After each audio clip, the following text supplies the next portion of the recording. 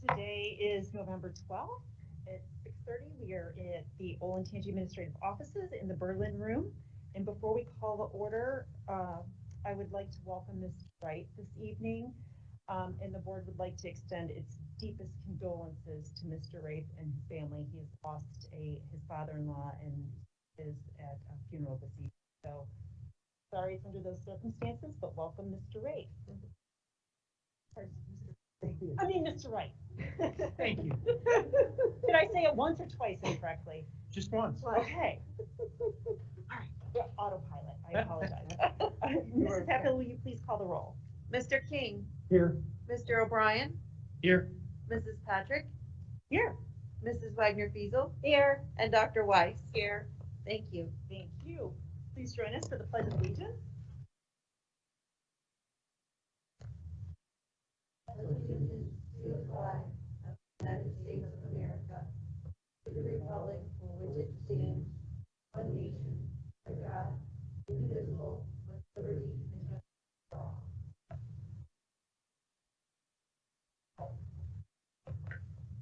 I'll now entertain a motion to approve tonight's agenda. So moved. Thank you. A second? Second. With Mr. King. Ladies first. Dr. Weiss. Okay. Please call the roll. Mrs. Wagner Fiesel, Yes. Dr. Weiss, Yes. Mr. King, Yes. Mr. O'Brien, Yes. and Mrs. Patrick. Yes. Thank you. This evening, we'd like to welcome Alicia Behrens and Katie Branson. They will be giving us a student well-being update. Welcome, ladies. Good evening. Thank you so much for having us. I know we have a new board member. I'm Alicia Behrens. I'm the Assistant Director of Student Wellbeing for Olentangy. This is my 5th year that I've been in this role, so we've done a lot of work in the last 5 years. So we're here to give you an update on our non-academic barriers and student wellbeing programs that we have in place. So we're just going to keep going through. So just to give you a brief overview again of what our non-academic barriers are, it's lots of things under this umbrella, but we really try to focus on these kind of pillars in our umbrella of mental health, substance use, physical health, which this year with COVID has been very busy, safety and security, and behavior support. So we are looking at programmings, professional development, parent education, and student support that we're putting in place in all of these different areas. And so Katie is going to share some data that we have collected over this past year for our non-academic barriers. Thank you and good evening. I just wanted to spend a few moments today really looking at some of the information we've been collecting over the past year and looking at some ways we measure our performance in the area of student well-being. The first is the Youth Risk Behavior Survey that was given last school year during the 2019-2020 school year. This survey is given throughout the county and is administered to students in grades 6 through 12. 40% of our students reported experiencing at least one adverse childhood experience. We recognize 10 what we call ACEs or adverse childhood experiences. So those would include divorce, abuse, neglect, living with a parent with a substance abuse or mental health issue, separation of families, for example. 21.7% of our students reported feeling sad or hopeless almost every day for 2 or more days. This is an indicator of depression. That number is down from 36% the last time the survey was given in the 16-17 school year. 10% of students surveyed reported seriously considering attempting suicide. This was down from 19% during the 16-17 school year. And 3.5% of students in grades 6 through 12 reported attempting suicide within the last year. That was down from 7% in the 16-17 school year. And then 1% of students in the district, grades 6 through 12, reported attempting suicide in the last year that required treatment by a doctor or nurse. due to injury, poisoning, or overdose. The other source that we use for a lot of our information, just to gauge how we are performing and offering students assistance in overcoming non-academic barriers, is our Panorama Education Student Questionnaire that is given to students district-wide twice a year, once in the fall and again in the spring. And our last administration was in fall of 2020, this past October, again to students in grades 3 through 12. A few of our strengths that we found were school safety. All of these numbers are reported favorably in percentages. So 81% of students had favorable perspectives at feeling safe at school. Our teacher-student relations were remarkably high at 94.5% of students having positive relations with their teachers. And supportive relations, those are having a trusted adult in the schools. So it could be someone other than their classroom teacher, was 80%. And then we also looked at a few areas we wanted to improve upon. So some opportunities for growth. This included positive behaviors around anxiety. Interestingly enough, that number's 53.5%. When looking at the last time we gave this in fall of 2019, the number was 38.5%. So our students are actually showing more positive behaviors around anxiety, which is encouraging news considering we're in the middle of a pandemic, which tells us our students are remarkably resilient. In terms of a sense of belonging, students reported 55% favorability. And in terms of equity and inclusion, students reported 72% favorably, which you might think, oh, that's a good number. But when we start to actually look at individual student groups, specifically students with special needs or English language learners, they had much lower levels of favorability than the overall student population.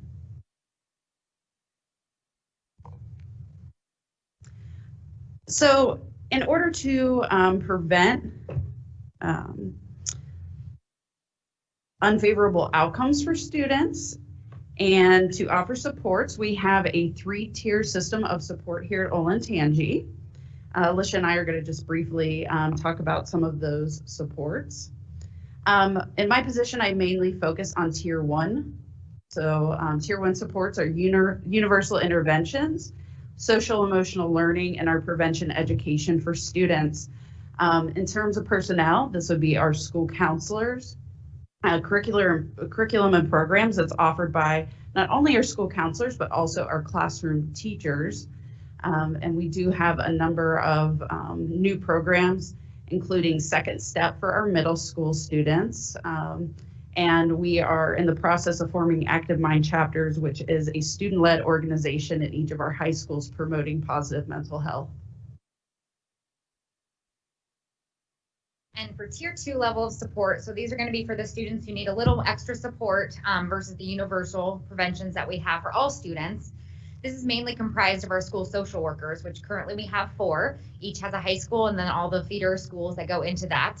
And we're also including our professional learning and the programming that we're doing for staff to help build up their knowledge and ability to help those students, because we know the teachers are the front lines and the ones who are really seeing those students on a day-to-day basis, being able to provide that support. So being able to take in some of that information and then get those students linked up with the right people as well. And then finally, we have our Tier 3 level of support, which is going to be our more intensive intervention that we're doing for students with mental health needs.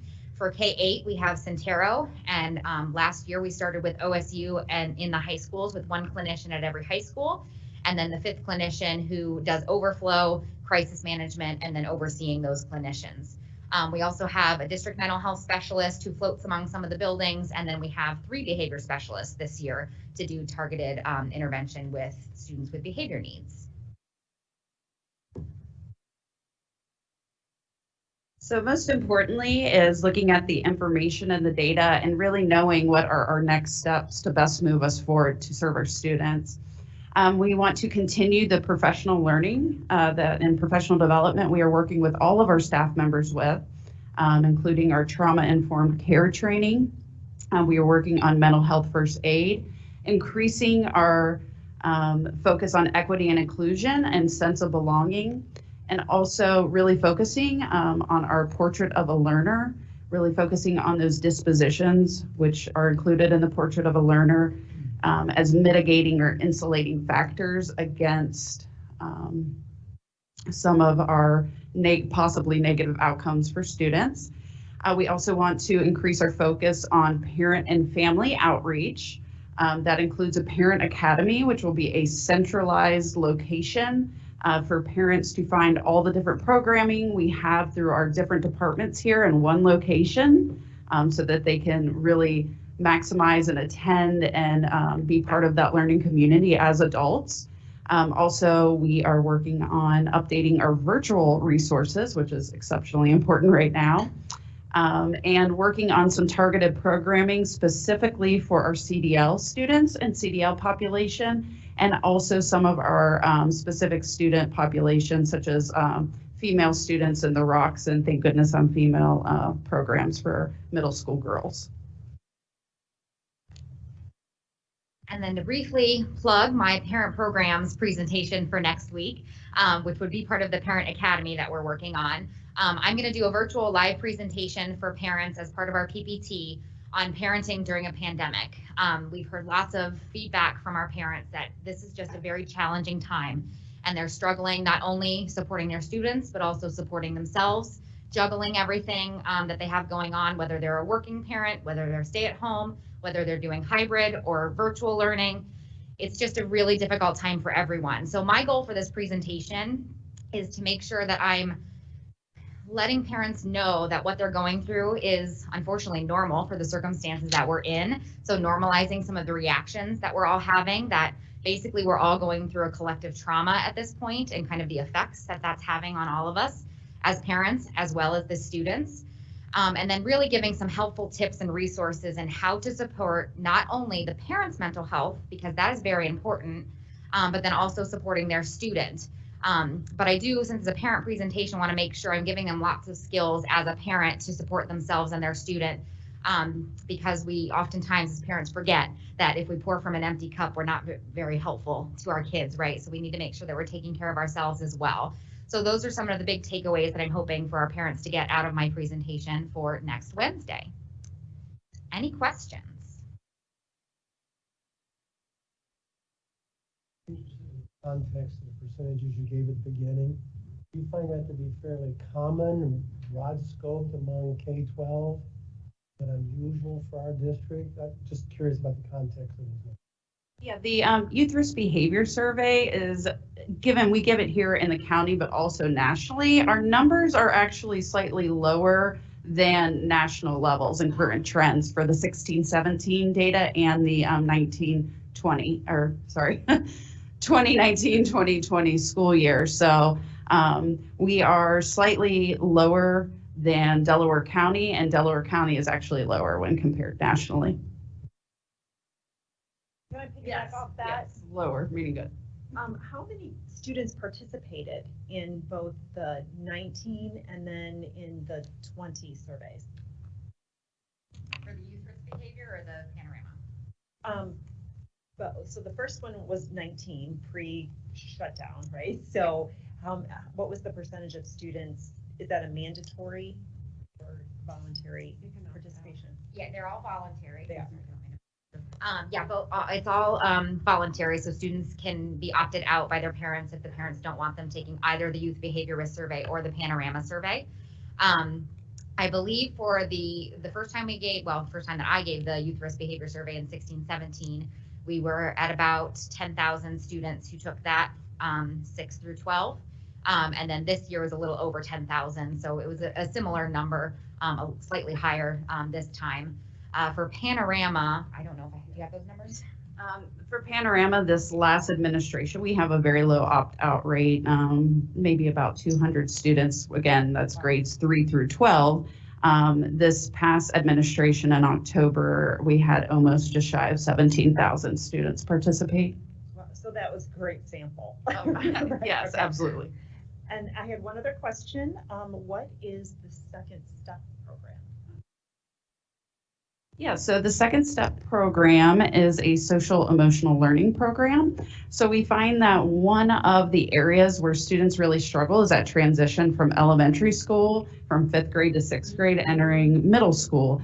And it's not just, the academic changes that take place for students that's so different than from elementary school, but it's really those relational factors and peer factors. And so Second Step is a program where they really focus on more of those social and emotional relationships and navigating, whether it be decision making, ways to find support from adults. It's just kind of an overall introduction into moving into that middle school area, which is a little different than the elementary school, but a lot of it is focused on peer interaction.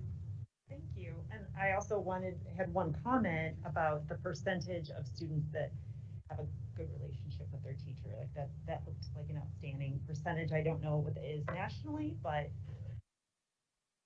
I can say in terms of the panorama data, it is significantly higher than the national average. I think part of that we can attribute to that really has been a focus of our professional learning with our teachers is that development of teacher-student relations, which we are continuing even into this year with a sense of belonging. thank you for joining us and thank you for the update. And I look forward to the parent presentation next week. I will be watching. Thank you. Okay, next we have a presentation from Bill O'Sullivan. He is the construction manager at risk. Do I have that right? Owner's rep. Owner's Owner's rep. representative, right. Thank you. Okay. And also this evening, Bruce Runyon from Fanning County will be joining you. So welcome. Thank you. Thank you very much for giving us a chance to talk about our favorite topics. There we go. We'll start off standing in the field. This is the first day of construction on site. And typically we would probably just start here and move on to what happened next. But it was somewhat unique this year in a lot of ways, like we all know. So I thought it'd be good to back up a little bit and talk a little about what got us to this point. So to do that, I put together a simple chart showing the original plan pre-COVID versus what actually happened. So we know the first vote was going to be March 17th, ended up April 28th, and that was a whole lot better than June 2nd, but nonetheless, it was an impact to get started. So we had to think about how do we make up that time? How do we hold the schedule? And the reality was at that point, if we had done the normal routine with the CM at risk, Robertson, bid the job, get it all put together, come to the board, get it approved, it would have been so late that it would have been very unlikely the schedule could be met. So thinking outside the box, I thought we've got to split this thing up so that we can get some stuff early if possible. But can we do that? Is there funding? Because funding wouldn't be available in time either to get going. So thanks to Mr. Gordon, many of you in this room, many of you not in the room, funding was found, and that was a huge step in getting us going on the project. So with that, we had to decide what is it we can bid and get going with. The key pieces up here I've got in the brown color are site work, and then in the yellow at the end, structural steel. Those are the two, at least initial hearts of the job to get going. So because we didn't know what the market would be with pandemic going on, how much we could get bid and awarded, we broke out site work so that the package, the base bid, was just site work, just moving dirt to get a building pad. As alternates, we added what would normally be a part of the project and a part of that first bid, storm, sanitary, and water, and said, let's make that alternates that if we can't afford with that first funding amount that we have available, we'll just hold that off. So at least it'll get us going. Secondly, with structural steel, that's long lead. It takes time to get it made. So we said, let's take the detailing component, which is a relatively inexpensive part in itself, make that the base bid, and then add the heart of that job, the steel and fabrication and the erection, as an alternate. So that would be held separately as well. The great news is, as it was bid and with the funding available, all of that was able to fit in GMP1.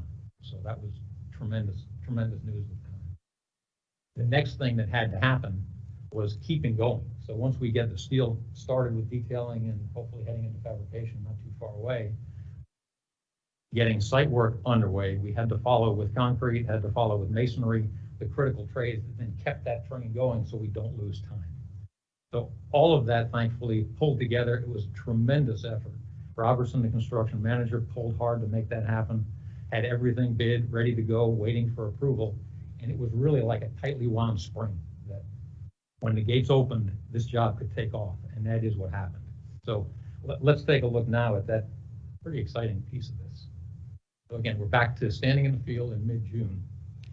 And 3 weeks later, we can see just the gray in the distance with the dust. That is the building pad.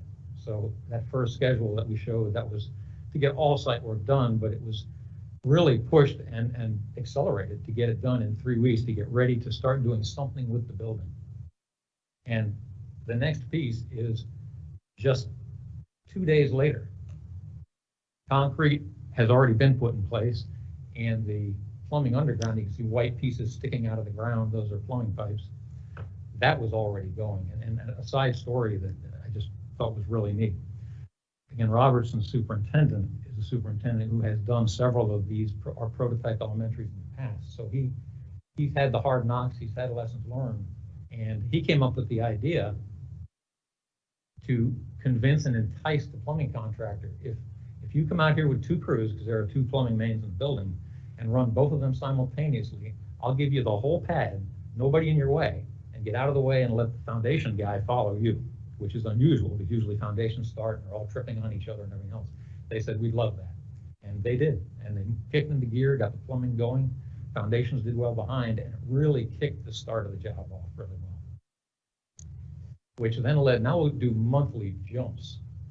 This is a month later, all the foundations are done, and can see in the shadows that masonry bearing walls are starting to be erected. So the neat thing about this design is that the outside walls are bearing walls. That inside ring that you can see are bearing walls. And when those are built, it's ready for steel. Usually it takes about the same amount of time to build those walls as it does to fabricate the steel. So it kind of comes together real neat when everything goes well. And the good news is it did go well, because a month later, bearing walls were done. Steel was for the center of the building was up, and it lets the building really start coming together quickly.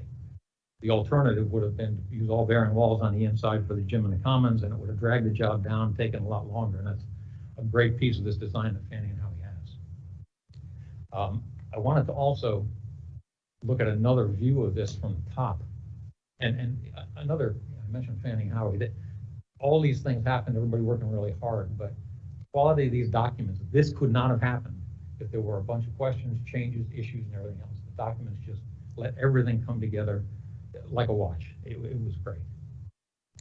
The other design component here that I hate to take away from Bruce, but I'll mention, we can see a long rectangle on the top side of that white area of deck.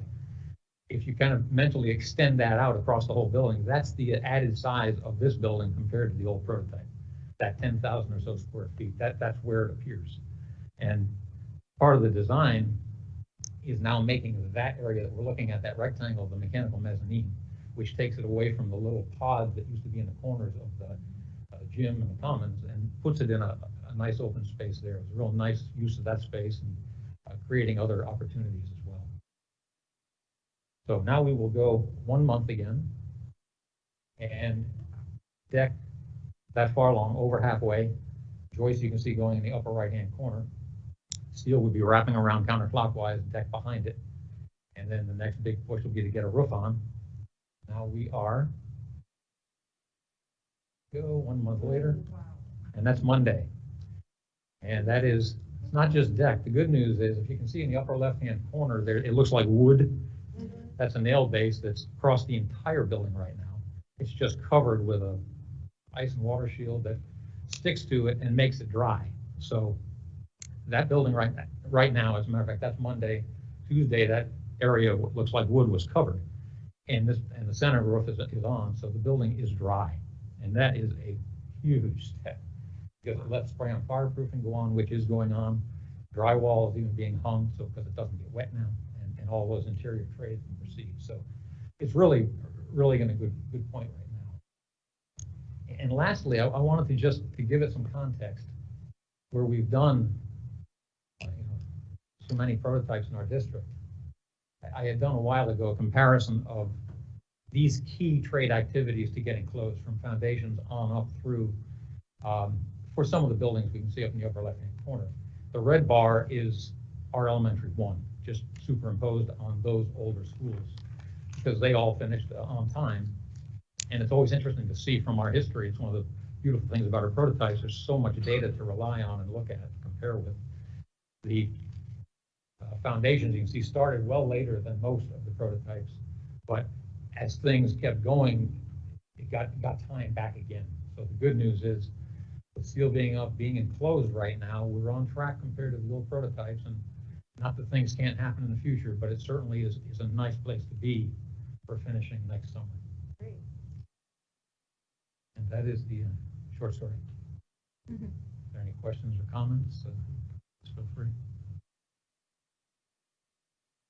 Thank you, everybody. Thank you. Thank you for making what seemed impossible happen. I guarantee I've never been around someone that gets more excited about construction than Bill O'Sullivan in my 35 years. So, and he's just a real asset for all of us to have. And he's a big reason for the success of these projects as well. So there's our mutual admiration society for the evening. So I'm Bruce Runyon with Fanning Howie. One other thing on the elementary school before we get off of that is Mr. Gordon wanted me to give you an update on the off-site utilities. As you were aware, when the development got put on hold because of COVID-related issues, we had to then basically design and figure out a way to execute the off-site utilities, and the major ones are the water and the sewer. So that happened, a lot of that design happened in the spring and early summer when that became apparent would be happening. That work is about to start. In fact, the sanitary sewer work has started. Both the line that the developer has to bring from Route 23, that started in the last 2 weeks. And if you drive by just south of the Speedway station on Route 23, just north of Hyatt's and Shanahan, you'll see a lot of dirt work going on from west to east. That's where your sewer ends up, but that's the developer piece. He has to extend that about 3/4 of a mile to the east. And then we have about 3,500 lineal feet of sewer from the school site that Bill just showed you that runs to the west and to the south, and that is getting started underway. Happens to be by the same contractor that did our site work and did a great job at that. That's Truco. And so that work is underway, and they believe they'll have that completed. It may not be this year, but it'll be early next year, and it's certainly in advance of when we needed it to be done, which was by March 1st. So they're in good shape on that. And the sanitary lift station that we have to provide has been ordered. It's been reviewed from a submittal standpoint. We're just waiting for that to arrive. That's probably about 4 weeks away, but that's in great shape too. So we're in good shape there. And then you heard from Mr. Gordon, I believe, last month that Delco Water had stepped up and is helping the district with the offsite water, which is about 2,500 lineal feet of offsite water line from the south of us. That work is scheduled to start around the end of this month, early next month. May not get it done before the end of the year, but again, they'll be shortly after that. And that'll be in great shape again for when that building needs water as we start getting the finishing stages and then the inspection stages as we get into the spring and late spring. So those two big components are also on now tied back in and on time with what the building construction will be. So we're in good shape with that. I guess this is on me. Yeah. So I'm going to talk about middle school number 6 plan. Oh, yay. Okay. So, we were in front of the development committee last month, and so it was time to bring it to the board. The prototype that's being used for middle school number 6 is based off of the Hyatt's and Berkshire middle schools. And so we're going to show you it's based off Berkshire, but the two are almost identical. It's been 10 years, essentially, since Berkshire was built and designed. So there were lots of updates that you need to do from a code standpoint, and from a technological standpoint, from construction practices, engineering practices, and those are incorporated in. But as we did with the elementary school, we also met with Dr. Fetty and with the principals of Hyatt's in Berkshire. And what did we need to update from an educational standpoint of those buildings? What was missing? What could we better use? The resources that we had, where could we better use the space? So we did that back and forth, and I know Dr. Fetty went back and forth with his curriculum department on several things on this as well. So that's what you're going to see this evening, is the results of that.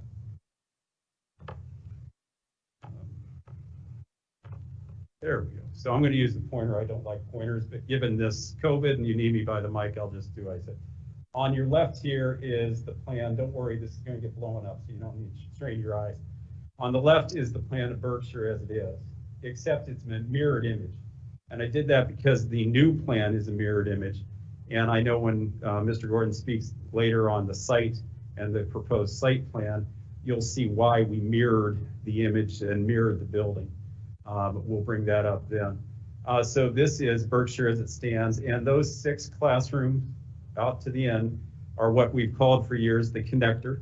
At Hyatt's, they're connected to Liberty Tree Elementary School. At Berkshire, they were intended to be connected to a future elementary school, and someday maybe they will be, okay?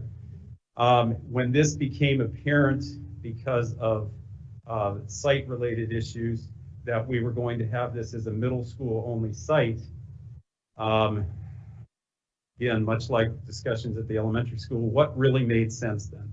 It really made sense that these connector classrooms get pulled into the main body of the academic wing of the building. So we're going to show you how we did that and the additional space that was added into this building. We'll show you that as we go along here. And then on the second floor, the same thing. You can see Berkshire over here. That would have been the roof then of that classroom connector, which was only a 1-story connector. And now that turns into this second floor of the extended building, if you will. So this is the blown up current plan of where we are currently at. So the differences between Berkshire and the current plan, we've added about 9,000 square feet into this building.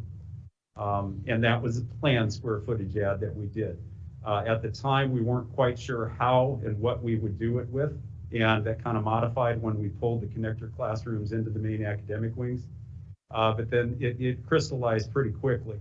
And again, what drove where we added the square footage was based on curriculum and based on needs of the building as you've lived through it the last 10 years. So in terms of the academic area here, I'm sorry. In terms of well, I went way too far now. There we go. In terms of the academic area here, if you look at these dark green classrooms, okay, we had the 6 connector classrooms. So let's just talk about this side here, okay? Those 6 connector classrooms, let's say we're on this side. We pulled them into this side, and you have 1, 2, 3 on the first floor, and you'll have the same 3 on the second floor in the same position. So view those as the existing connector classrooms being pulled into the academic wing. Okay, then we also needed to add, the building was lacking, if you will, 2 general science rooms, not full-size science labs, but general science rooms. And we did the same thing at Berlin High School, if you remember, where we took some traditional classrooms and provided water and some demonstration table to provide 2 more science-based. So that are 2 classrooms that we, quote, added. What we did, though, we had to replace those then for the general academics, not science-based. And so let's say that's where that classroom here and that classroom there. As we pulled in that space, we created, as a byproduct of that, 4 additional classroom areas that we really hadn't thought about doing maybe 6 months ago. But as this became middle school, it really created this opportunity. And that is these areas in the center on the first, second floor. There's 4 of them, and there's the curriculum department is very excited about this. I am. That's the student collaboration and extended learning areas. And these have been very successful at Berlin High School. And your curriculum department believes they'll be very successful here at the middle school level as well. The nice thing about these and with the areas that they're in the academic wings, they can be anything. So if you need additional classrooms in the future, those can easily be converted to traditional classrooms, or you can continue to use the space as extended learning areas for the curriculum. It can move with your curriculum. And I won't say you're getting 4 classrooms for nothing, or the cost of nothing, but they're fairly economical because of where they are. And they're increasing the capacity of the building. And since the district is leaning towards this may be the last middle school in the district, it is great to have 4 additional classrooms to be able to grow with the district as well. Yes, Mr. O'Brien. So if you increase the capacity of the building, does that impact any of the other common areas? Because we usually hear the main constraint of the building is how many kids can you feed? Yes, and as I get to the back of the building, you'll see that the cafeteria and the gymnasium have been increased to help accommodate some of that. Okay, so that's the big wow, if you will, of this is increasing that academic capacity and meeting some other instructional needs, curriculum-based needs that the district's looking at.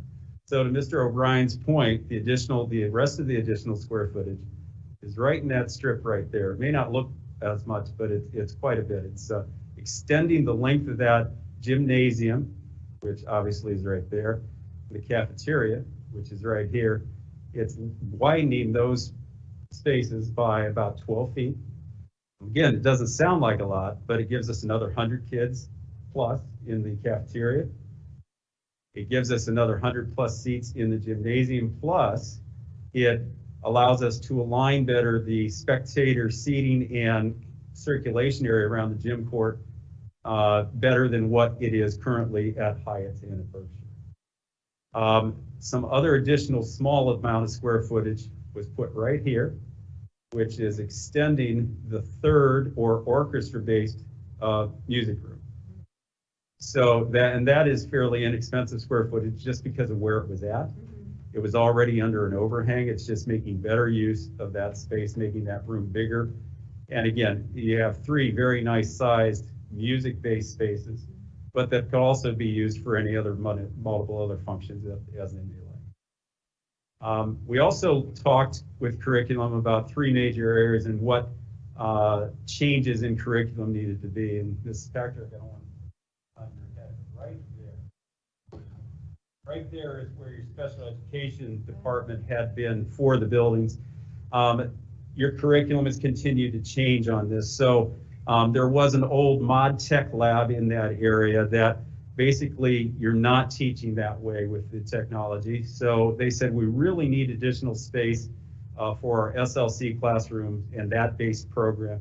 So that whole wing, that whole area of that there in the blue has been redesigned to do that. So these are, we had one big area, more of a whole house setup in there, and then 2 half-size classrooms. Now you've got 1, 2, 3 large areas, plus some small areas, plus a full kitchen setup and bathroom with shower in there for that whole SLC arrangement. It's going to work very well for things as you work through that program. We also talked about, and again, this was also the issue at the high school, how can we better take advantage of what were technology classrooms to teach technology that we teach differently and don't do a lot of just keyboarding instruction, things like that anymore.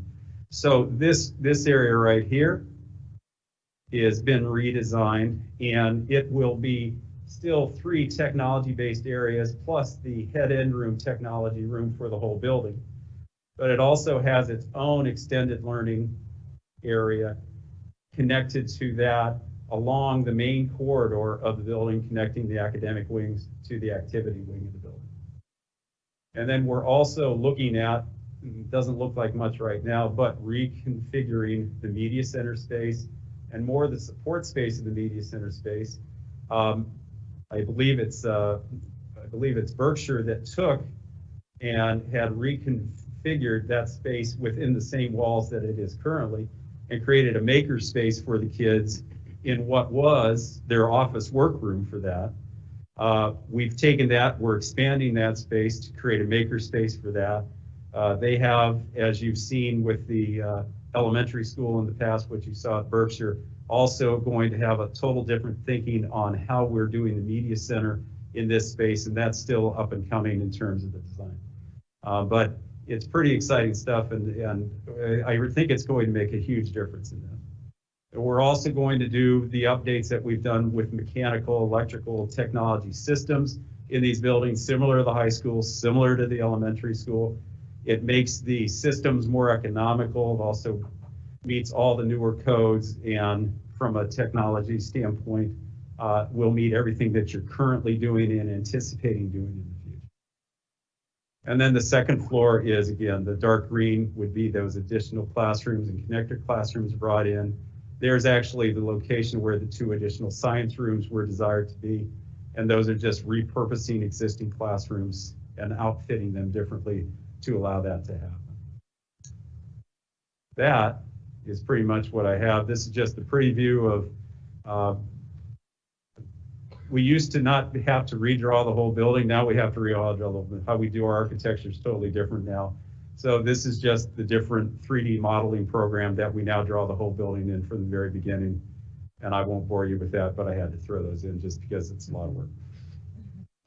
Any questions I can answer for you? Capacity then of You- this building? Yeah, again, Berkshire and Hyatt's were designed at 900. Again, Dr. Fetty and I had talked before this, and this would allow you to increase that up to 1,050 students if that's your desire. Okay?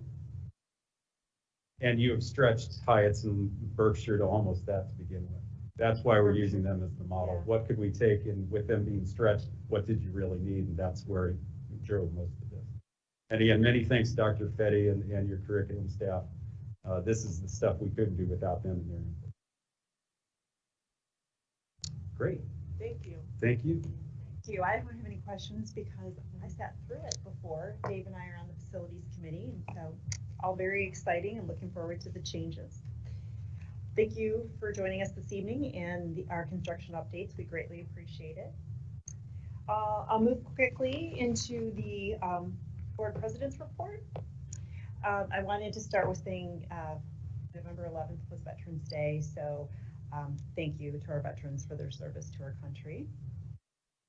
I want to do a little bit of housekeeping this evening. First of all, after it was our last board meeting, a statement that I made, I got some screenshots from social media, and I wanted to, number one, clarify, I made the statement, me, Mindy Patrick, not Julie Fiesel, saying that it was about screenshots and social media. And I had made a statement in our last board meeting that it's very divisive and that we are role models and mentors to our children, so practice good social media etiquette. That's what that statement was in regards to. I also wanted to clarify, we all have gotten several emails about mostly respectful, some disrespectful, but what do our students deserve? Are they getting the education they deserve? And my response to that is define what anybody deserves in the midst of a pandemic. I don't know how else to say that. I think that every decision that is made by our administration and supported by the board always takes into the safety and well-being of our students and staff. So just wanted to clarify those issues. And then I wanted to open up more of a discussion amongst us. Pull out your phones with your calendars, and I wanted to go over next year's potential board meeting schedule. There's a couple of conflicts that we have identified. The first being January 28th as a meeting date, and the second being November 11th, which would be Veterans Day next year. So I thought maybe we could take a look at the Wednesday of those weeks and see if anybody has conflicts with, number one, a Tuesday meeting, or, so that would be the 26th of January. Let's start with that one. Our first January board meeting? No, our first January board meeting is the 14th. Have to have one prior to the 15th. Get into the next year here. So Tuesday, the 26th.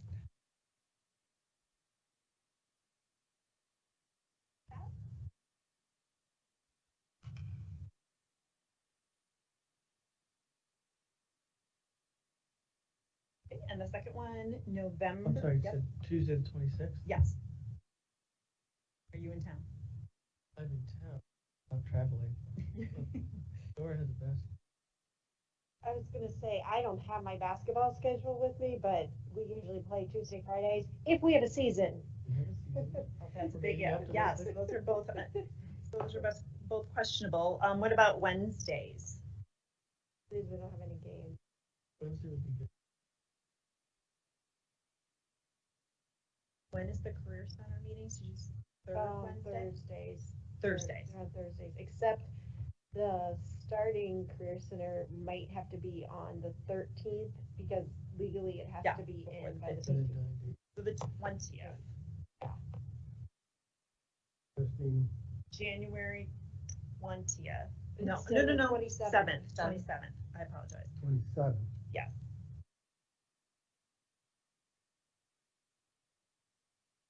The end of our first semester, is it that week before? It is before that. It's Like right the prior to Martin Luther King Jr. weekend. Okay, all right, so I have January the 27th, and then let's move into November. 11th, Veterans Day. We only have one meeting in November. Maybe the calendar king over here knows when Thanksgiving falls. It's the fourth Thursday, right? It would be the 25th. The 25th. So we could move to the 8th. Mm-hmm. Like with November 18th. I think we have time to work it out if we do. Yeah, nothing I'm aware of. So, Yeah, at this point, I'm free. Does anybody We're have all January free. planned? Okay, great. And then I also distributed committees. Does anyone have any requests to change committees? All right, well, we just cut down on a whole bunch of email. Good. So thank you. All right, that's all I have for this evening. I didn't want to have it long and lengthy because I know Mr. Rafe would not want to miss a long board president's report. So we'll save that for when he is back with us. And now welcome to the podium, Mr. Wright. He will be presenting the superintendent report this evening. Thank you very much, everyone. One of those things, little boy, as an educator, aspires to do. Stand up at a board meeting. Unfortunately, it's for not so great reason.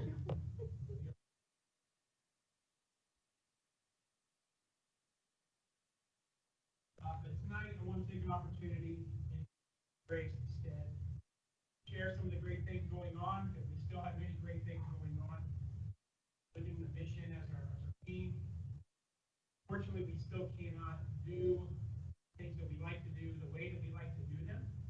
So, in honoring our community service award winners, we have some photos of Mr. King getting out there and sharing those awards. So, very excited to be able to do that. And we still have a few more to. We'll continue to update that. So thankful. Partnerships with our community and this one small opportunity. Had an incredible opportunity a couple of weeks ago. Orange High School broadcast team outdid themselves once again. Then they started planning way back in the spring. 12 to 12. They were live broadcasting it from election day.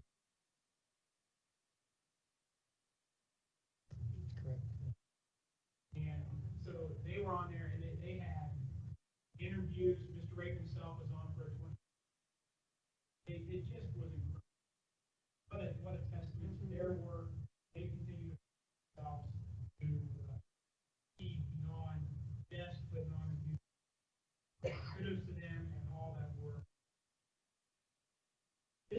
National School Psychology Week, and the message you see there, the power of possibility. We have 30 school psychologists that serve all of our buildings. We also have 3 that we utilized this year. And we have a picture, that was a drive-by breakfast that was here earlier. Just as a token of appreciation for school psychologists. Their work primarily focuses on academic testing, trying to levels of need. They also get very involved in the positive intervention program, supporting students across the district. We are well served with that team opportunity. On the athletic side, we are coming off of the heels of a very successful fall season, despite what we had to overcome to get to this point.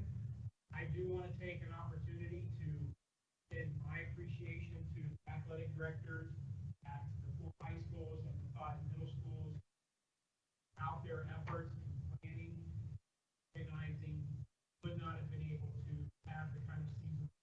And then each and every coach and athlete did their absolute best here to all of the safety guidelines. We had a couple of contests throughout, again, across 9 schools, only a couple of things that had to get shut down, and really it was because we just weren't sure. We were able to, for our season progressing, said it earlier, we can be able to continue to do that. It's really going to work with our athletes and that kind of that. While they're here, while they're not. But with the fall sports, just want to highlight some of the things across the schools, and we're going to start with Olentangy High School, the one school that still has a team competing. Tomorrow night, the girls soccer team in the state championship game at McRae Stadium, so they play tomorrow night. Don't know who their opponent is, actually.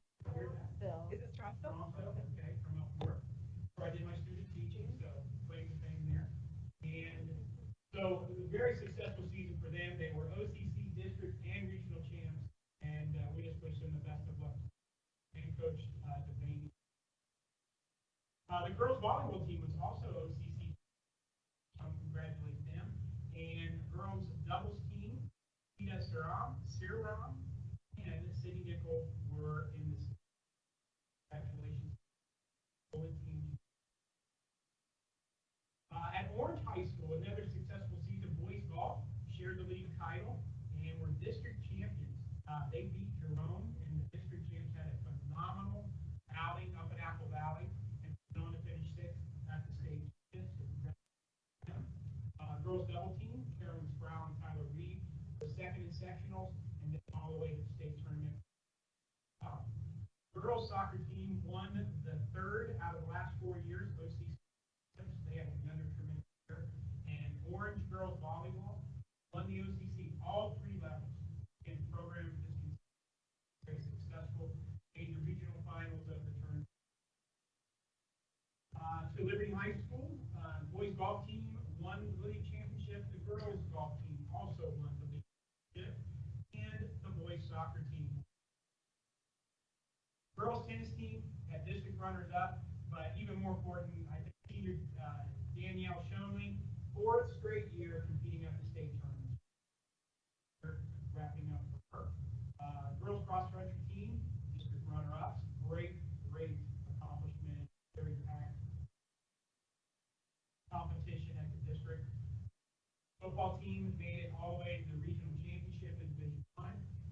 Girls volleyball team, district champions. Once again, and senior Logan Flaw, 2,000 career assists that able to. And then Berlin, year 3 in fall sports, first district championship for the boys soccer team, a tremendous showing. And actually, the into the next round they lost in overtime. Very successful.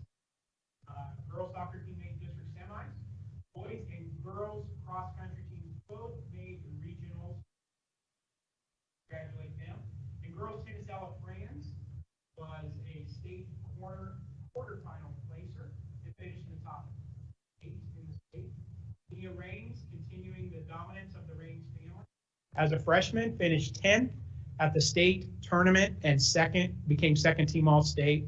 And the girls volleyball team also competed in the district semis.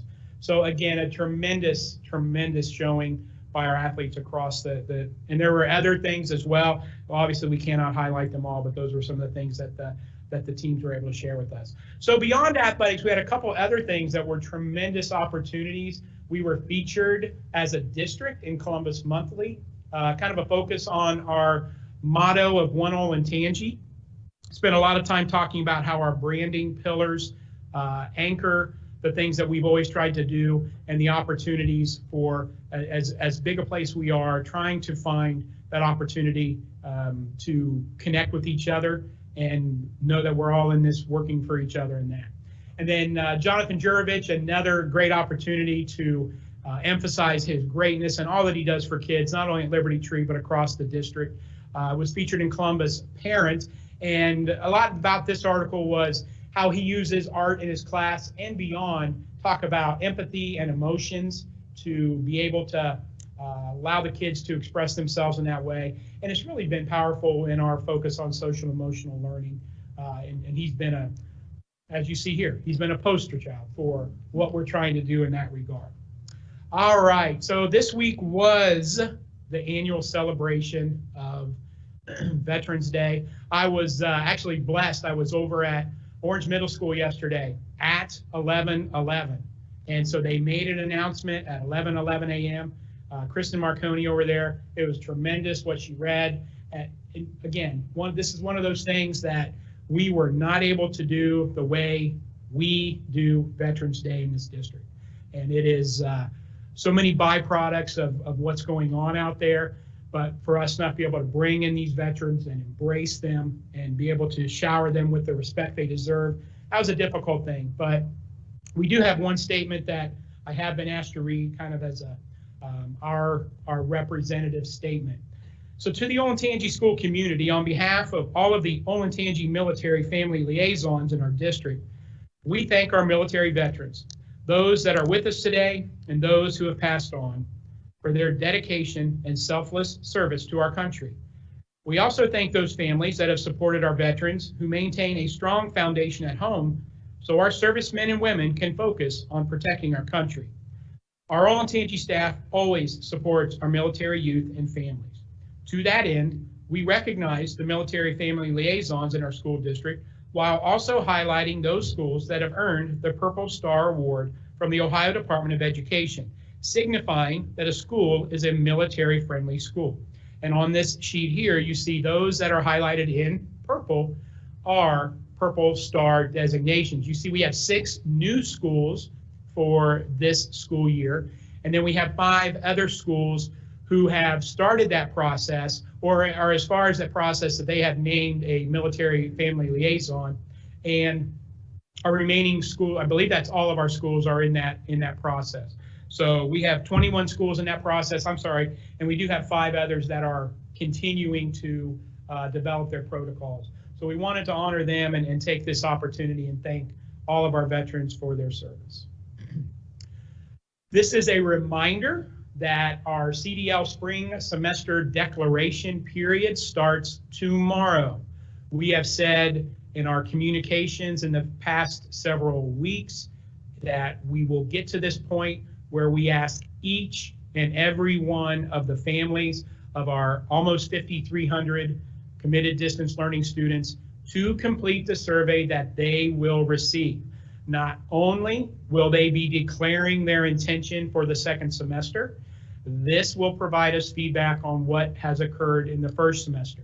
There have been some rumors out there and some posts about don't fill it out and nothing can happen. And we need every family that is participating in CDL to complete this for their children. Again, for 2 reasons. So that we know the intent of each family for their children in the second semester and to give us the feedback we need to do what we can to make it the best experience possible. So again, those surveys will be sent to their respective families tomorrow. They will have exactly 2 weeks to submit that. And we will make our determinations about what the numbers look like. I believe that is November 30th. So we will take that information, and within a week, we will start to be able to plan for what the second semester looks like in this capacity. So we're not looking to expand it. We want to get, all we're doing is gathering the information and get an idea of the families that are committing at that time. So just wanted to share that information. If the family decides, oh, we want to go back into the classroom, or whatever we are at second semester, so you're a CDL family this semester, can they go back into the classroom second semester? Yeah, that's been our intent all along, is that we were asking for a semester commitment. So this is primarily for us to know the number of CDL students intending to come back for the second semester. That's a large part of why we have to get this information. Now, let's go reverse. Right. My family is not in CDL, can I join for second semester? It's a short answer, but I'm not going to be the one to say it shortly. I just want to hear it So verbalized. at this time, our intention is not to allow students to transfer from the traditional school attendance model, the hybrid model, into CDL, because we don't have the staffing to accommodate an unlimited flow in that direction. We will continue to evaluate that. We're aware that some people would like that opportunity.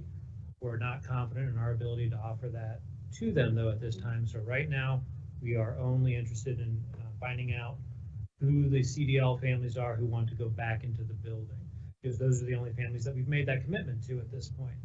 All families were given the opportunity to opt into CDL at the beginning of the year, and we allowed those families, or we told those families that we'd give them this opportunity at the midpoint of it. And by switching, you're opting to switch teachers.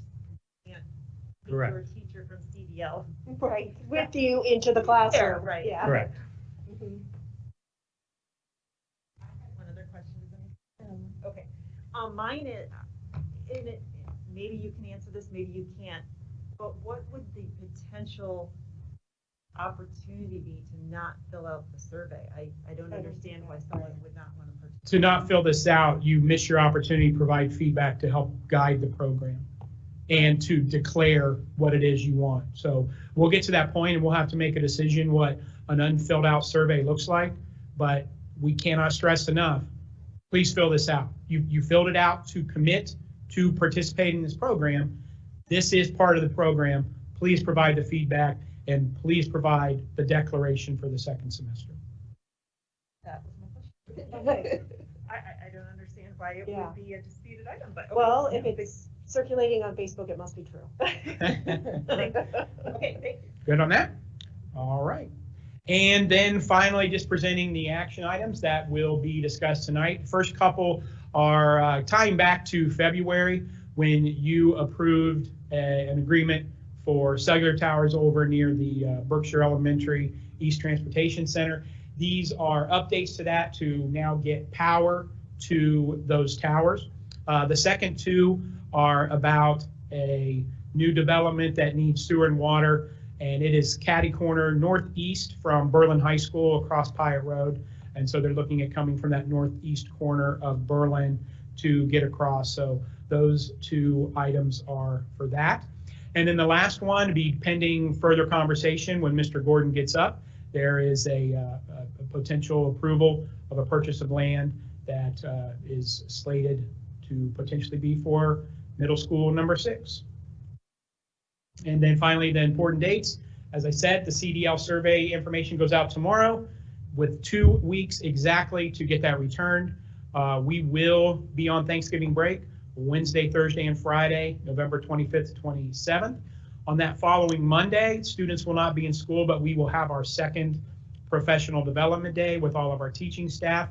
And then your next and final board meeting of 2020 is December 10th, right back here. 11 days, not 2 weeks. Oh, 11, Or not 11 14. days, sorry, I was off on my math, yeah. Yes, 11 days, November 13th to November 24th. My math is off, it is 11 days. How many days? 11. All right, November 13th to November 24th. I just have a comment, go ahead. Oh. Go ahead. I just wanted to point out that there are several slides in here where people were recognized, like Dave went out and recognized his community award winners, and we had to recognize our veterans differently this year.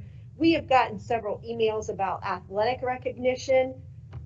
Just like we don't tell the coaches who to put on the team, we don't tell the coaches or the schools or the principals how to recognize the athletes, whether it's signing a college, scholarship or whatever, or giving out year-end awards. You have to realize this is a different year, unfortunately. We had to recognize our community award winners differently. Everybody has to do things differently. So don't ask us to go against a decision that we don't have any say in anyway, but that the principal or an athletic director has already made. Because we're not going to do that. That's not our lane. They had the signing. Pardon me? They all had signing days. Absolutely. They had a presentation, didn't they? Yes, but they were just different than what they had been in the past. Consistent with everything. Right. Yes, this is a different year. We're consistently different this year. Dave had Yeah, something. I was speaking of community service awards, just like we witnessed how nice the graduation ceremonies came off, and a lot of people really liked that format. I witnessed the same thing with the Right. awards, where it would be great to have all the award winners in the building, give them out as a group. That's a very nice tradition. But it gave me the opportunity to get to know 3 people. Right. And it was- Conversation. And we had a conversation about this or that. Yep. And realized just how important that award was to them. Mhm. They were really thankful for being awarded that award. Thank you very much. Well, thank you, Mr. Wright. Okay, next on the agenda is the treasurer's report. Welcome to the podium, Mrs. Hatfield. Get to hang out with you guys for quite a few options up here at the podium. So we'll just try to go through the next 3 items of the agenda together here. But we'll start with the treasurer's report. So as we have discussed in previous meetings, we have done a bond refunding of the Series 2013 bonds. Again, the purpose of doing a refunding is to refinance the bond issuance, get a lower interest rate, lower cost for the district, and so we have to pay less for that debt. Through this process of refunding, we have an average savings on annual cash flow of just under $290,000 a year. So our actual net present value savings was at 12.3. That's slightly lower than we had anticipated and discussed when we talked about the refinancing in the beginning, but some of that's just to the volatility in the market. That 12% savings, however, is still very high for taxable bonds. So we were still happy it met our metrics, it exceeded our metrics, even though it wasn't quite at that 13% level we were hoping for when we did our initial analysis. We will be closing that sale November 18th, so it will be on the record and available on the 18th. And then in terms of treasurer action items, we have the 5-year forecast fall update for your approval this evening, and then general amended appropriations, which for those in the audience, amended appropriations are brought forward as budget changes so that we can seek board approval and have those meet our Ohio Revised Code regulations. Are there questions about those items? Thank you. In terms of public participation, we don't have any this evening, so we can skip right through that. And if it's okay with you, I'll Yes, move right on into to the discussion forecast item. presentation. Hold Okay. your spot there for the second reading of the 5-year forecast. So for the 5-year forecast, I won't read through these again, but we just wanted to continue to maintain to present the purpose, objectives, and methodology. The methodology I will touch on just briefly to remind folks that we are preparing this forecast based upon historical trends and current factors. As you may guess, with everything else that is happening this year, there is a pandemic and things are changing pretty rapidly, more so than we normally would experience in the economy. So things will change as we continue to move forward. But we're using our historical trends and current analysis to help us do the best that we can to predict what might be coming moving forward. The intent is to provide a roadmap for decisions which guide the district to manage assets wisely and model fiscal responsibility and transparency, which are two of our strategic goals that we have across the district. This is a reminder of where our fall forecast results have come in. As you may remember from the spring ballot item, we had promised that we would be able to make that last 3 years before we would talk to our community again about when the next levy is.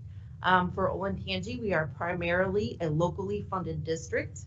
Only about 5% of our overall revenue is coming from the state of Ohio. So we do have to continue to watch our revenues from our tax collections and make sure that we are monitoring when the next levy might come into play.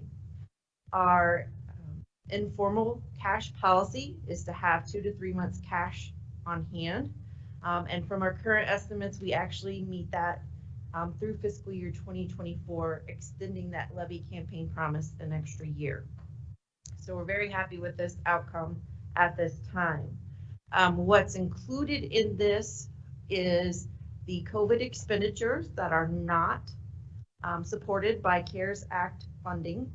So we have roughly $3.9 million that we are anticipating in needs from substitute teachers, long-term subs, subs in our classified divisions as we think about our drivers and custodial and food service staff that we are looking at supporting through the pandemic. And then we also have the expenditures in place for opening elementary 16 in fiscal year 2022, which we just discussed the building plans and went through the progress of that building, which is in great shape for us.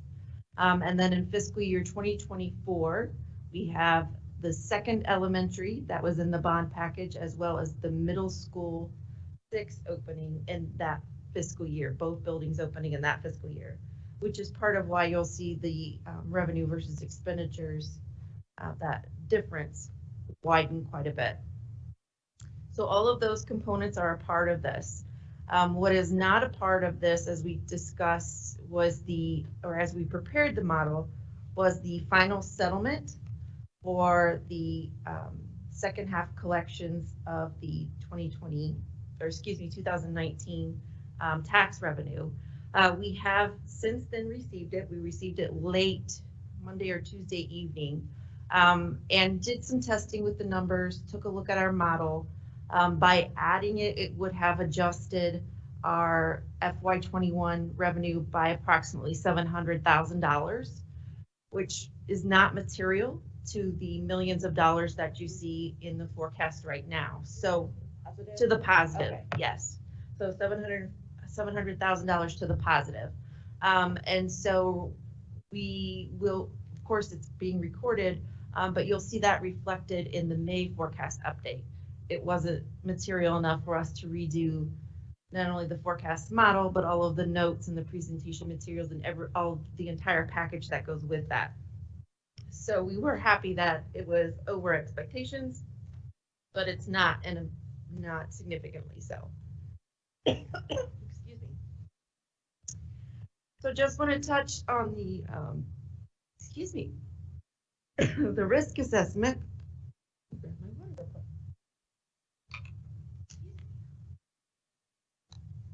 As previously mentioned, we are still in a volatile economy. We do know that auto sales, non-auto sales are picking up in the state of Ohio.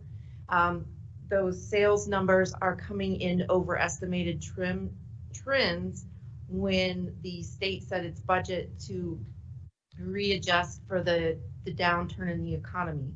So things are picking up above those trends or those estimations that were put forth when all those reductions went into place. That's good.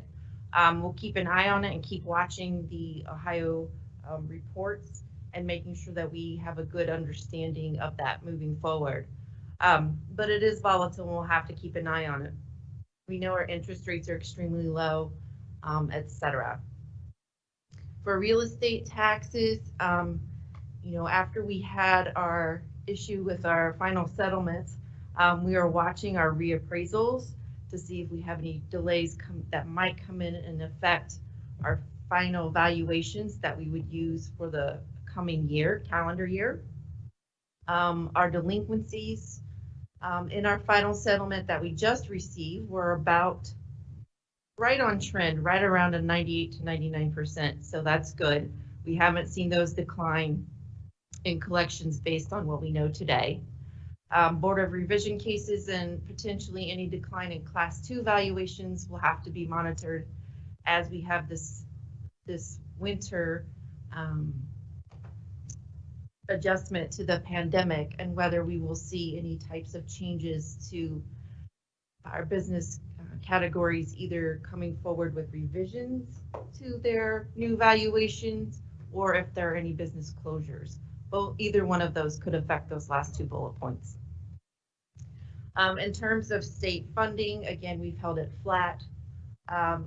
We do know that there is a second wave or push of support for the House Bill 305 Fair School Funding Plan. They are starting to plan their legislative testimony for that in support of that fair funding plan. That fair funding plan would add additional funds to Olentangy. As released through the simulations, it looks like a large amount, but what I would caution the community to think about is that is a fully funded plan and what the simulations were configured for. And we also know that the economic components of that plan will continue to change and take new 3-year averages if and when it is put into place and if it is added to next year's biennium budget. So that $42.5 million that's been put in the press is going to change. We know it will change. They have to use the numbers and the information they have currently at hand. And of course, that is a sliding factor that they'll take into consideration. But hopefully we will see more to come on that reevaluation of the funding model. We have put updated links on the Treasurer's webpage under Fair School Funding Plan for contacting legislators and to show where our community can find more information about the plan and the changes that have come through with Senate Bill, the companion bill 376. So I apologize, but that was a big legislative update in terms of state funding at this time. And then of course, risk assessments are always staffing costs. We are a service model in terms of our business model. So roughly 60% or more is staffing costs. We have 4 associations that we negotiate wages with. That is also influenced by student enrollment growth and healthcare costs. We were happy at our renewal rates that we achieved this year with our medical insurance. It was only 2.5% increase on premium versus what we had forecasted at 7.25%. So we were happy to see that adjustment come in. And then our ESCCO contracted services is always a larger line for us to watch. It is roughly a $12 million line item, but over half of that is supported through federal funds. So we continue to monitor that and take a look at the services that we contract through them. With that, I will take any questions you might have about the forecast before asking for your approval. I just want to make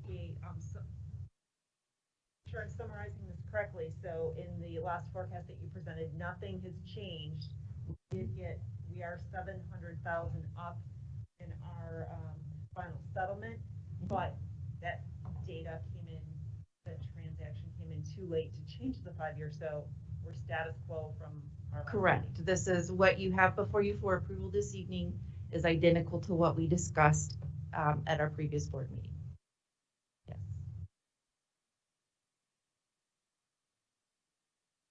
Thank you.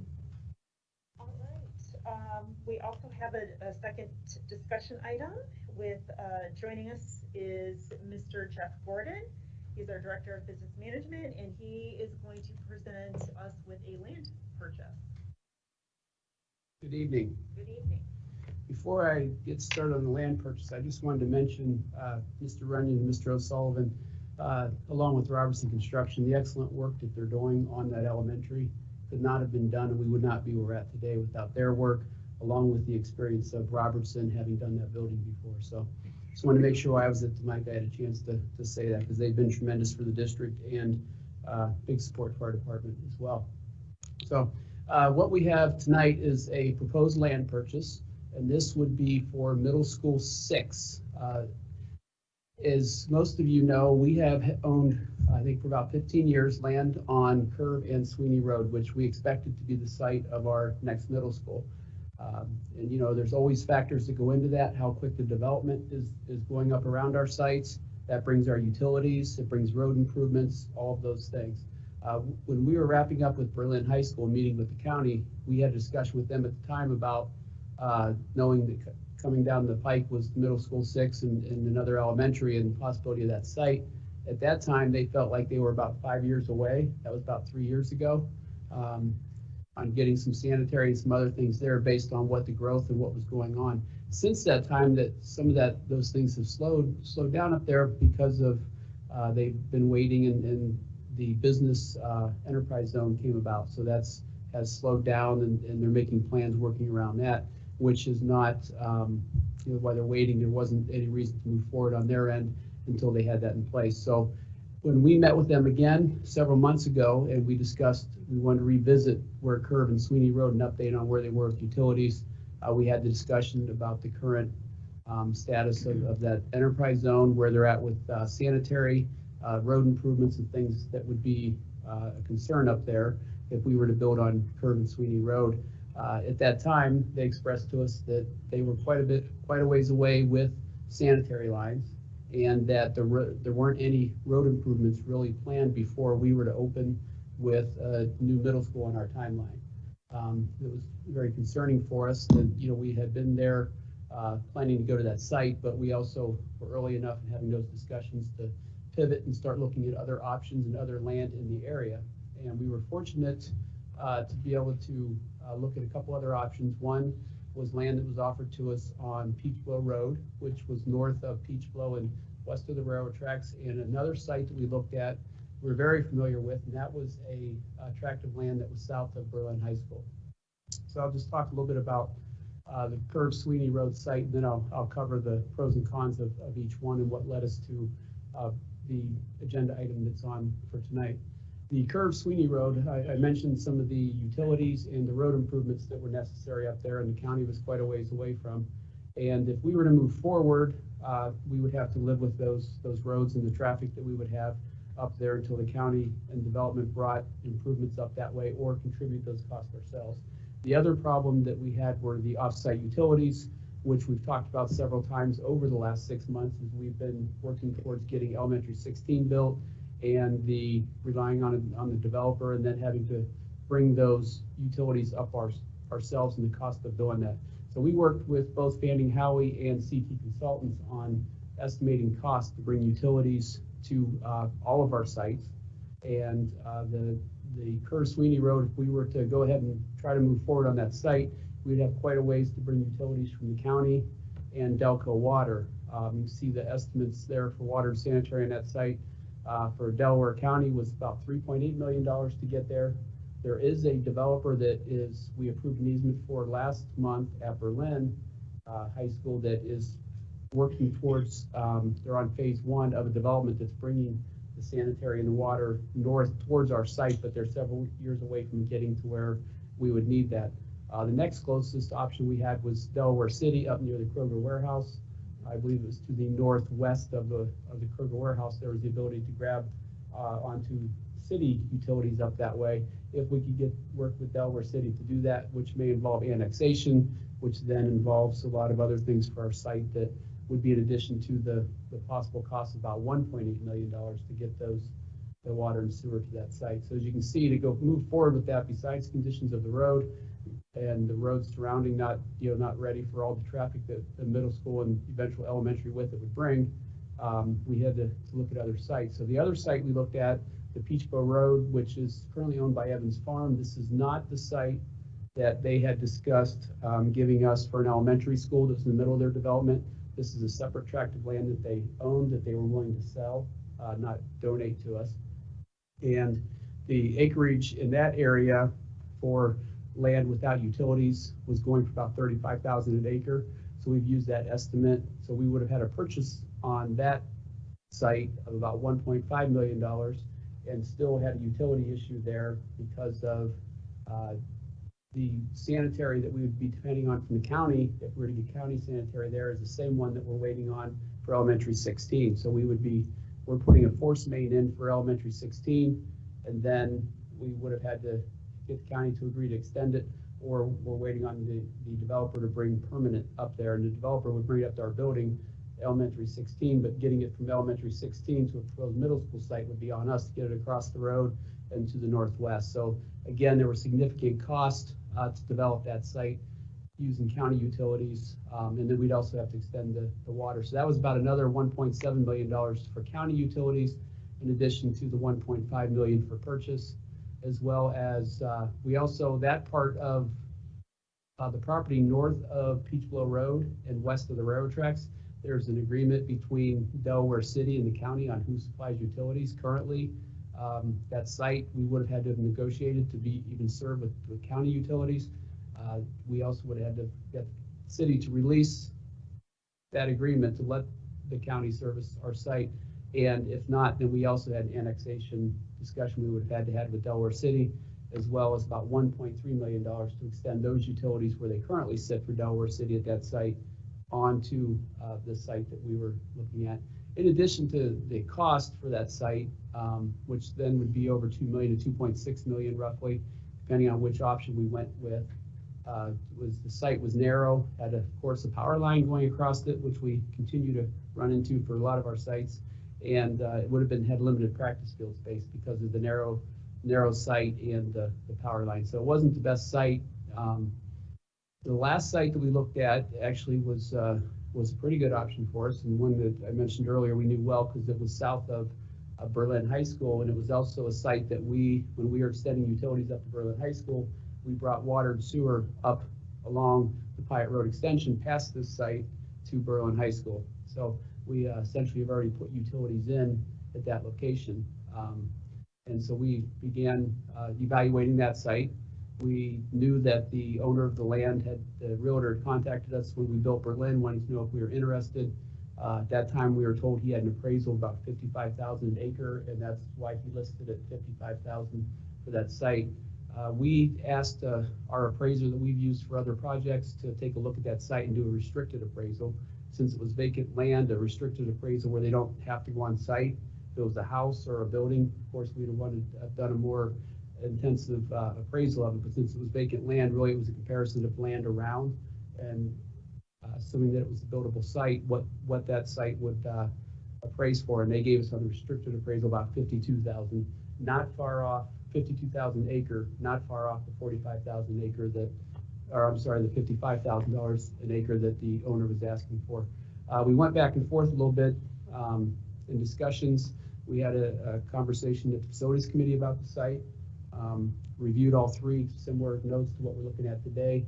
They were supportive of the Pyatt Road site because of the low cost for offsite utilities and knowing what we're getting there, in addition to the cost. So we were able to negotiate with the owner with an option to purchase the land pending board approval and doing our phase 1 environmental and our soil borings to make sure it's a buildable site.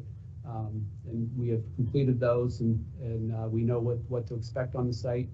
We built north of this site of Berlin and south of Cheshire, and every site has a little bit different as you get in there, but we've confirmed we have all that back. It's a buildable site. We've got a good price, what we feel is a good price with the owner at $45,000 an acre, and it works well for what we want to put on there with the middle school and the practice fields and everything that goes with that. So with that, are there any questions on this? Because I'm going to jump then to what the middle school looks like on I this just particular have a site. question, I can't remember when we bought the curb road. Do you remember what year? it was I built? believe it was around 15 years ago, because I think it was Yeah, right 'cause I after I think came Andy to the Kerr district. was Around, Before me. Before you, yeah, yeah, I think it was around 2005 or 6. yeah, I was We thinking it bought it off was, the O'Brien family. yeah, yep, Yeah. no relation to this one. No relation to our board member. Yeah. Yes. So I think that was around that time. Yeah. I don't think I have the exact year, but it was after, I believe 2003 was the Berlin site, and it was shortly after that I believe we bought Kerr Sweeney. Yeah, because I think it was Andy Kerr that was. Yeah, Andy brought it to purchased us. that. Yeah, when he was here. I was here, but I was not Right, in that position. building the Yeah. buildings at that time. So, okay. Well, this is, there we go. This is a site rendering that Bruce and Fanny Howard put together for us. This is not the final site drawing, but this is a rendering that we think is pretty close. You see here, this is Pyatt Road, Berlin High School, Cheshire Elementary. So if we move forward with this purchase tonight, we would have a full complex there with high, middle, and elementary. And the ability here, you see we've marked out a bike path to connect all of these together. Sidewalk picks up down here and it travels to Cheshire. And the county, when we built Berlin, they asked us to leave some space here for a future bike path that they hope to have in, and they're trying to put those in. We said we would do that. At the time, it didn't connect anything, so there wasn't a reason to put the bike path in at Berlin. But we moved forward with this. We'd go ahead and connect that bike path and then have a complete campus that was attached by the ability to walk. And if you've been to our other campuses with the cross country and the track and conditioning, there's always a lot of student traffic and jogging. So we would, this would tie into the paths that are there nicely and continue on down to the south. Mr. Runyon mentioned flipping the building. Over here is the outside chiller area and the mechanical. And the reason that we then flipped that from the other two buildings is down here we have a couple houses, and this our proposed building lots down here, so that would put the chiller and the noisy, heavy traffic side of the building away from the houses and towards Berlin High School. That was consideration of the neighbors. And then, of course, we had the stadium placed here next to the parking lot at the back of the building, the bus lanes, so that we would be close for parking for the bigger events. And then a practice field, baseball and softball, with the ability of a possible parking lot over here for baseball and softball. We would have to get an easement to exit out onto Glen Mead. We don't think, and when we met with the county, we did have preliminary discussions about if we had to go to this site, would our utilities be okay to tap in with, and they were good with that. What we have not talked with them about is the engineers department about how we would come out on this site. We don't think that they're going to want another exit out onto Glen Mead or out onto Gregory Road. So we're likely, if we anything, to try to work with the developer to get a small exit out here. Of course, we wouldn't want traffic. We'd probably need a gate because we wouldn't want traffic leaving and student pickup and things going out that direction. The plan here is 2 lanes. Looking at the traffic flow, and it was on the bond issue to help the flow at Hyatt's Middle School. Here we would just loop this around and come out with 2 lanes coming in, one coming in for parent traffic, another one where the buses could go on. So this is one direction in, one direction out.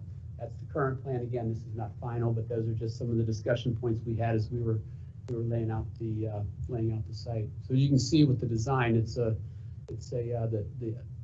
larger building with the additional space that Mr. Runyon talked about fits nicely on there. We're able to get the practice field, utilities. Oh, I'm sorry. The utilities run right here. We ran the water, sewer, and the other thing that we did here that's really convenient is when we, every time we put in and we have a connection for our fiber, there's a fee when we bring it into a building. So we had a quick payback to connect fiber from Cheshire on up to Berlin High School. So we also ran fiber. We built Berlin right up this pathway. So in order to get fiber for the building, it's right there as well. So we tapped into all 3 of those. So with that, I will ask if there are any questions. Yes, ma'am. Consider, I'm going to stand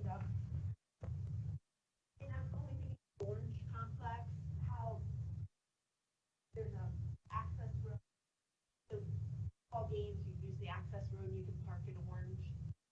I don't know if that's a tree line or what that is. That's the tree line and then the detention pond that runs here and here. So that's another reason for the walking path between the two. Yeah, I was just thinking because it's so nice at Orange to have that access road between the middle and the high school. Jeff, is there any access options there along the west Right. edge of the retention pond? We and can, tree we can line? look at that. We've tried to keep people away from that pond Yeah, and that back corner that kind of isolated, yeah. looking at lights and pathway, and then, of course, giving opportunities for be around the pond. So a little concerned with going that direction. I just don't know how wide that. Yeah. If it's pretty narrow, then, yeah, it's, Yeah, there's space to be able to go there. There's not, again, we'd have to put lights and all those things there, but we're also then directing people up closer to the pond, whereas here you're along the road, the path, we've got the fence in between the pond and the pathway. So we can look at anything there, because it's a brand new site and we'll own both pieces Because of property. if you look at Olentangy with Shanahan and Orange with Orange Middle, Mhm. makes it, for big events, it's so nice to have. What we could consider is another pathway here back in and get, maybe another entrance, or to come around and come in this way instead of having to go all the way up around the tennis courts. That's another consideration we could take a look at outside the practice, but I think that's the shot put and discus area. I think it looks Great. fantastic. It does. I'm so excited about this because, and I hate to be happy that Curb Sweeney wasn't ready for development, but this is exactly where where our population density is increasing. It's by other schools, which is beneficial for transportation. I grew up with a similar format. We call it an educational circle. It again brings a sense of community. And what a beautiful job. I know that people have been scrambling to get this whole thing to come together, but it's come together beautifully. So congratulations on Bruce, your plans look great, and all the deals, the negotiations and the work behind the property, job very well done. Well, we're in the midst of building a school, so. Well, thank you. The two other things I want to mention quickly is that, again, the value of having utilities there when you have land, wherever the site's at, getting utilities there, as we know, is always that cost. So purchasing land or utilities, it's one or the other anymore with where we're developing to the north. The other thing I also want to be clear is I'm not saying that the Curb Sweeney land won't be available for, and we have talked about our forecasts if there are other elementaries that we couldn't use that for an elementary in the future, just that with the traffic and where it's at today with utilities, it's not a good site for a middle school and the amount of traffic. For an elementary, we still think it's going to be a great site down the road as that growth continues to go up. As I mentioned before, they're filling in between Berlin High School and Curb and Sweeney, so it will get there. It's just not ready for it now. But this is where we need it now, so. Yeah. Yeah, but that site is still an asset to the district. Okay, thank you. Thank you very much. Okay. Mrs. Hatfield, would you please present your treasurer action items? Yes, please. I would like to present treasurer action items A and B for approval, please. Take a motion. So moved. Second. Second. Thank you. Please call the roll. Mrs. Wagner Fiesel, Yes. Dr. Weiss, Yes. Mr. King, Yes. Mr. O'Brien, Yes. and Mrs. Patrick. Yes. Thank you. Mr. Wright, will you please present the superintendent action item? Yes, on behalf of Mr. Rafe, I present action items A through I for approval. I'll move. Thank you. Please call the roll. Mr. King, Yes. Dr. Weiss, Yes. Mr. O'Brien, Yes. Mrs. Wagner Fiesel. Yep. And Mrs. Patrick. Yes. Thank you. I'll entertain a motion to adjourn this evening. So moved. Thank you. A second. Second. Call the roll. Mrs. Wagner Fiesel, Yes. Dr. Weiss, Yes. Mr. King, Yes. Mr. O'Brien, Yes. and Mrs. Patrick. Yes. Thank you. We are now adjourned.